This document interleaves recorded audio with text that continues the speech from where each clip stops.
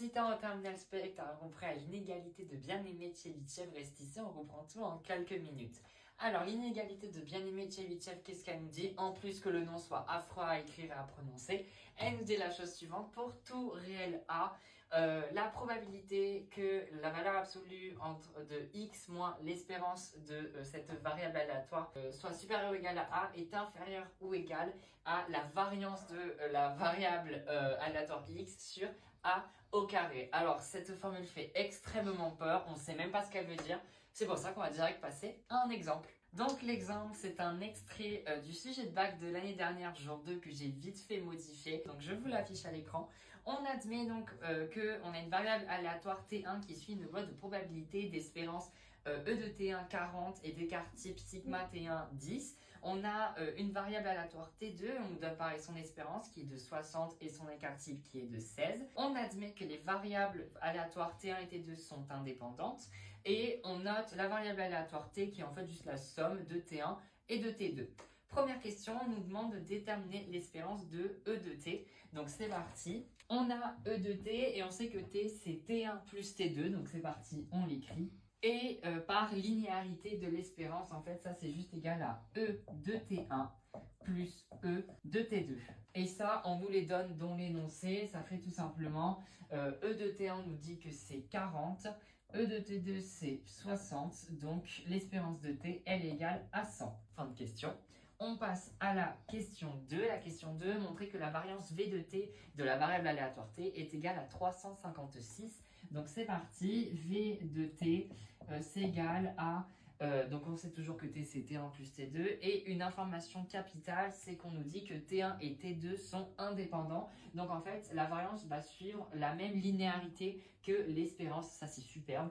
Donc V de T c'est égal à V de T1 plus V de T2. Maintenant, la seule information qu'on a, c'est l'écart type. Et vous savez que l'écart type qu'on note sigma, alors je sais pas très bien faire le signe, bon, c'est pas très joli. On nous donne par exemple l'écart type de T1 qui est égal à 10. On sait donc que l'écart type de T1 c'est égal à la racine de la variance de T1. Comme ceci. Et donc, si on veut la variance de T1, on élève tout au carré. Ça nous donne donc sigma, toujours très bien fait, de T1 au carré qui est égal à variance de T1. Bon, bah du coup, il ne reste plus qu'à calculer tout ça. Donc, c'est égal à l'écart type de T1 au carré plus l'écart type de T2 au carré. Et donc ça, c'est égal, donc l'écart type de T1, c'est 10, donc 10 au carré, ça fait 100. L'écart type de T2, c'est 16, donc 16 au carré, ça nous fait 256. Et donc ça nous fait 356, et c'est parfait parce que c'était ce qu'on voulait. On nous demandait de montrer que c'était égal à 356. On n'oublie pas de dire que les deux variables aléatoires T1 et T2 sont indépendantes, sinon la variance ne serait pas linéaire comme l'espérance. On écrit une petite phrase, T1 et T2 sont indépendantes, comme ceci. La troisième et dernière question, la plus dure. À l'aide de l'inégalité de bien-aimé de Chebyshev, montrer que la probabilité que T soit strictement compris entre 60 et 140 est supérieure à 0,77. Alors, qu'est-ce qu'on cherche à calculer, ou plutôt là, qu'est-ce qu'on cherche à minorer? C'est donc la probabilité, et donc là, je vais juste relire, que T soit strictement compris entre 60 et 140. Donc, que T soit strictement compris entre 60 et 140. Donc, on cherche à minorer cette probabilité.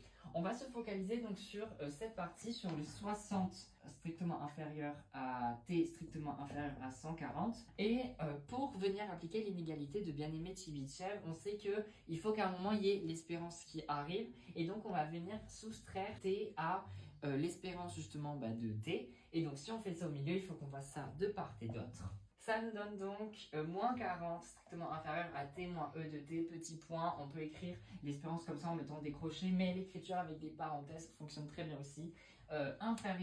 Strictement inférieur à 40.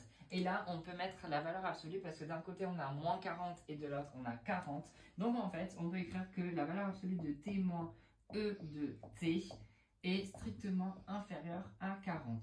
On voit là qu'on s'approche de l'inégalité de Bien-Aimé Tchebychev. Ah, seulement un détail, c'est que là on a strictement inférieur. Or, pour appliquer cette inégalité, il nous faut supérieur ou égal. C'est pas grave, on va quand même l'appliquer et vous allez voir. Au final, la probabilité qu'on cherche à minorer, c'est donc celle-là. Probabilité que la valeur absolue de t moins u de t soit strictement inférieure à 40. On va venir appliquer l'inégalité de Bien-Aimé Tchebychev. D'après l'inégalité de Bien-Aimé Tchebychev, oui, il y a eu un petit changement de couleur. La probabilité que t moins e de t supérieur ou égal à 40 est inférieur ou égal à la variance de t sur 40 au carré, puisqu'on voit que a là est égal à 40, sauf que nous, c'est pas celle-là qu'on veut, mais celle-là. C'est pas grave, puisque là, on a celle-là, et on voit quel est le lien entre cet événement et cet événement, et bien on voit que celui-là, c'est l'événement contraire. Donc comment on fait pour se ramener à l'événement contraire? Et bien on va venir faire 1 moins ceci, supérieur ou égal, parce que forcément du coup on va venir multiplier par moins 1, donc là ça va se retourner, 1 moins ceci, c'est parti. Donc on y va doucement, dans un premier temps on multiplie par moins 1, ça nous donne moins la probabilité que la valeur absolue de tout ça, supérieur ou égal à 40, on vient multiplier par un négatif, donc ça se retourne, donc supérieur ou égal. La variance de t, on l'a calculé précédemment, c'est 356 sur 40 au carré. Et nous, on ne veut pas juste moins ça, mais 1 moins ça, ben, c'est pas grave, on va donc ajouter 1. D'ailleurs, évidemment, il y a bien un moins ici. Ça nous donne donc 1 moins P2, pareil, la valeur absolue de t moins E de t est supérieur ou égal à 1 moins 356 sur 40 au carré. Et donc là, on voit qu'on 1 moins ça, donc tout simplement, c'est donc l'événement contraire de cet élément. L'événement contraire de ça, c'est quoi? C'est donc la probabilité que la valeur absolue t moins e de t soit strictement inférieur à 40, et c'est parfait parce que c'était ce qu'on voulait, donc c'est nickel.